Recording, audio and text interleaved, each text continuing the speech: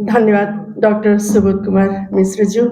आज के इस महत्वपूर्ण कार्यक्रम के अध्यक्ष जी, माननीय उपकुलपति जी, आज के इस उद्घाटन सत्र में उपस्थित हुए मुख्य अतिथि जी, डैश में उपस्थित हुए संपूर्ण प्रोफेसर विज्ञ, यहाँ उपस्थित संपूर्ण विज्ञ प्रोफेसर, नेपाल के कोशी प्रदेश के माननीय विधायक भीम पराजुली जी, यहाँ उपस्थित संपूर्ण महानुभाव, संपूर्ण विद्वत वर्ग, सबसे पहले यहाँ के आदर सत्कार के लिए मैं नेपाली कांग्रेस के केंद्रीय कार्य समिति को तरफबाट र मैं अपनी तरफ से मैं धन्यवाद देना चाहती हूँ।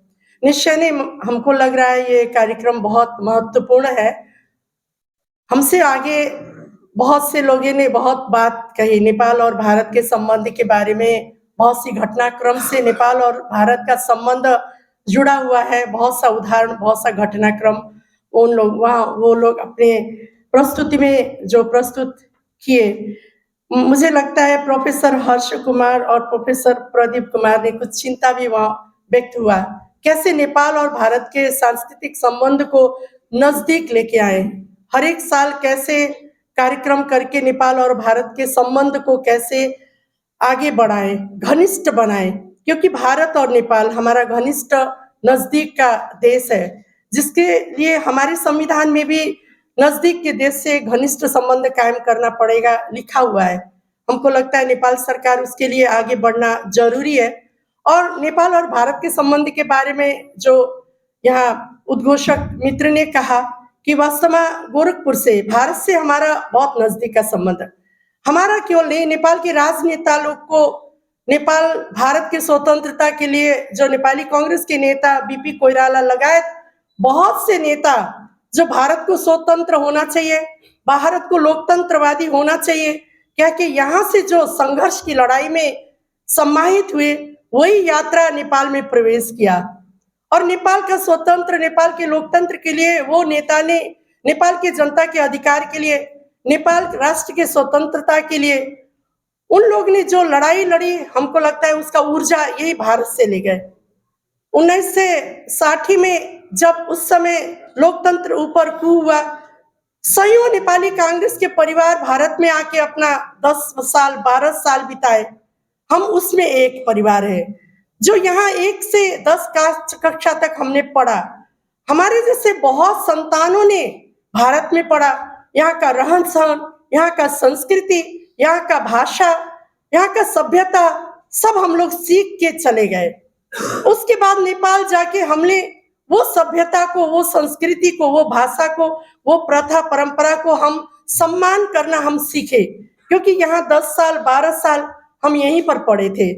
यहाँ का सब संस्कृति हम यहाँ से लेके गए, हमारे नेता ने यहाँ का राजनीतिक ऊर्जा लेके गए, हम लोग यहाँ का राजनीतिक सांस्कृतिक संस्कृति को यहाँ से हम लोग नेपाल में ले गए। पर अब हमको लगता है यहाँ बहुत सी बात होगी, क्योंकि पाणिनि तपोभूमि जो अर्घाखाँची में, वहां पर पाणिनि ने तपोभूमि किया।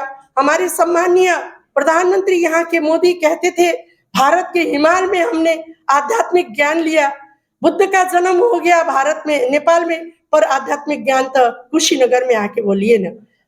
राम ने जनकपुर में जाके वह विवाह किया, ससुराल बनाए।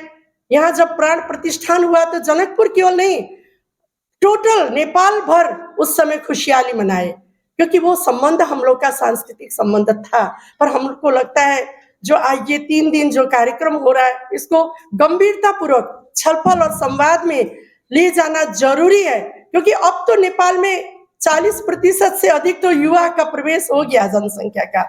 अब तो नेपाल में बहुधार्मिक, बहुजातीय, बहुसामाजिक समुदाय का वहां पर जोड़ तोड़ के साथ समावेशी लोकतंत्र की बहुत सारी अगाड़ी बढ़ी है।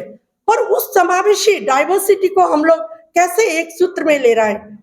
अभी नेपाली कांग्रेस का महासमिति का अधिवेशन हुआ, हमारे मुख्य अतिथि माननीय देवेंद्र राज कौडेल, हमारे माननीय भीम पराजुली लगायत नेपाली कांग्रेस के केंद्रीय समिति के लगभग 40% से अधिक केंद्रीय सदस्य लोग ने कहा नेपाल का अलग पहचान है, हिंदुत्व का पहचान है, वो हिंदुत्व का पहचान नेपाल में रहे, वो डाइवर्सिटी को, बहुआयामिक पक्ष को समेट सकते हैं, सम्मान कर सकते हैं, इसलिए उसको नेपाली कांग्रेस अपना प्राथमिकता को विषय वस्तु बनाना चाहिए, क्या कि वहां पर हम लोग प्रस्ताव भी ले गए। तो ये तरंग ला दिया हिंदुत्व का कुरा, हिंदुत्व की बात ने तरंग ला दिया। हिंदुत्व हिंदू धर्म मत क्यों नहीं, उसे सब धर्म को सम्मान करना चाहिए। वो एक दर्शन, वो विचारधारा, वो संवाद, वो छलफल आगे बढ़ना चाहिए, जिससे नेपाल के युवा पुस्ता लोग भी समझ सके हिंदुत्व का दर्शन क्या है। हमको लगता है ये बहस से नेपाल और भारत को के संबंध को नजदीक ला सकता है। इसीलिए हमारा अनुरोध है, नेपाल एक ऐसे भूगोल में बैठा हुआ है, ऐसे भूगोल में रहा है, वहां का भूगोल जिसने भारत से 3 सीमाएं हैं, एक सीमा चाइना से है, पर अंतर्राष्ट्रीय जगत से भी बहुआयामिक संबंध जुड़ के आगे बढ़ रहा है। इसीलिए हमको लगता है हमारा नेपाल और भारत का बीच का संबंध को, कड़ी को जोड़ने के लिए ये सांस्कृतिक अभियान सबसे शक्तिशाली अभियान हो सकता है। इसीलिए हम लोग इतिहास की घटना तो कहते हैं, पर अब का आधुनिक विचार, आधुनिक संवाद भी आगे बढ़ना जरूरी है। कल का हम लोग बहुत सा घटनाक्रम और कल का हम लोग बहुत इतिहास का बात भी हम कहेंगे, पर क्यों जरूरी है नेपाल और भारत के संबंध के बीच में घनिष्ठता की आवश्यकता क्यों पड़ रही है?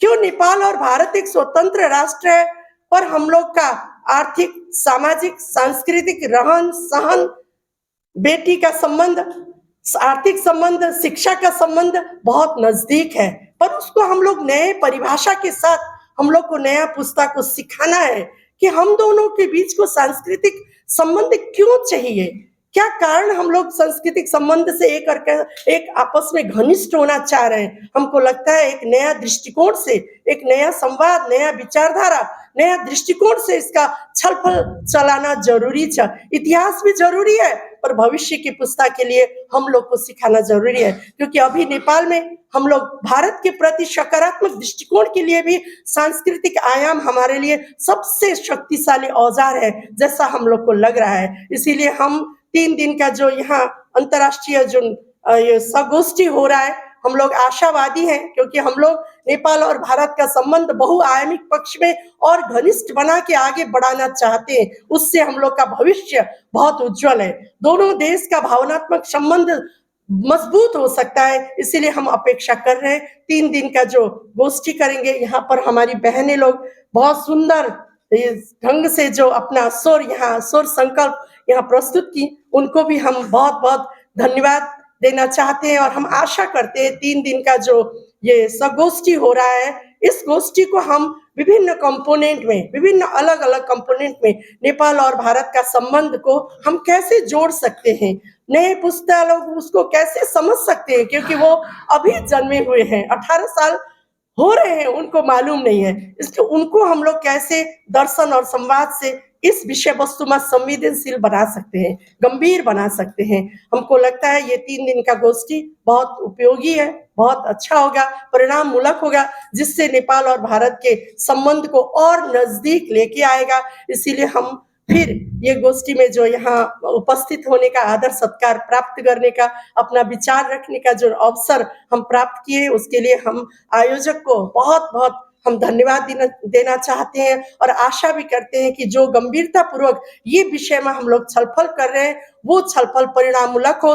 1 साल यहाँ, 1 साल नेपाल में ये गोष्ठी होना जरूरी है। इसका प्रचार प्रसार व्यापक रूप से नेपाल में होना जरूरी है, क्योंकि नेपाल के हर एक कोने में हिंदुत्व का संस्कार अभी भी जीवंत है। उसका हम विश्वास भी दिलाना चाहते हैं। वो जीवंत हिंदुत्व को कैसे भारत से जोड़ेंगे, हमको लगता है ऐसे ही गोष्ठी से, अंतर्राष्ट्रीय गोष्ठी से हम लोग उसका विचार प्रवाह कर सकते हैं। ये हम लोग के लिए बहुत बड़ा अवसर भी है, जैसा हमको लग रहा है। इसीलिए हम फिर अंत में इस अंतर्राष्ट्रीय संगोष्ठी के सफलता के लिए, नेपाल भारत संबंध को और प्रगाढ़ बनाने के लिए ये मजबूत सिद्ध होगा, इसमें हम पूर्ण रूप से विश्वास लेके ये अवसर के लिए हम बहुत बहुत धन्यवाद देना चाहते हैं। धन्यवाद। जय हिंद।